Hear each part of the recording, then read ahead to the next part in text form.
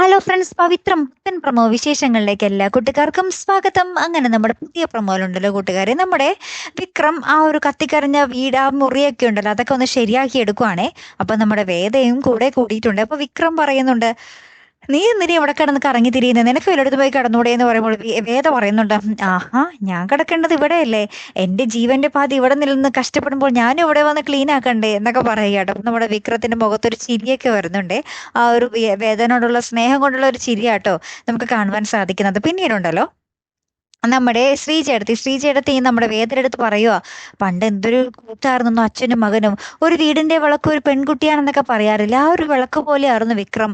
അപ്പൊ നമ്മുടെ വേദ ഇതൊക്കെ കേട്ടിട്ട് ഇങ്ങനെ ചോദിക്കുന്നുണ്ട്, പിന്നെ എന്ത് പറ്റി അച്ഛന്റെ മകന്റെ ഇടയിൽ ഇത്രയ്ക്കും ശത്രുത വരാൻ എന്താ സംഭവിച്ചേ എന്ന് പറയുമ്പോൾ നമ്മുടെ ശ്രീചേടത്തി ആ ഒരു കഥ, പഴയ കഥ, അച്ഛന്റെയും മകന്റെയും ആ ഒരു പഴയ കഥ ഇങ്ങനെ നമ്മുടെ വേദനെടുത്ത് പറയാൻ പോകുന്ന ഒരു നിമിഷങ്ങൾ തന്നെയാട്ടോ കൂട്ടുകാരെ, പറയുന്ന നിമിഷങ്ങൾ തന്നെയാണ് നമുക്ക് പിന്നീട് കാണുവാൻ സാധിക്കുന്നത്. കാത്തിരുന്ന് തന്നെ കാണാട്ടോ. അപ്പൊ അടുത്തൊരു വീഡിയോയുമായി വരുന്നത് വരയ്ക്കും ഗുഡ് ബൈ.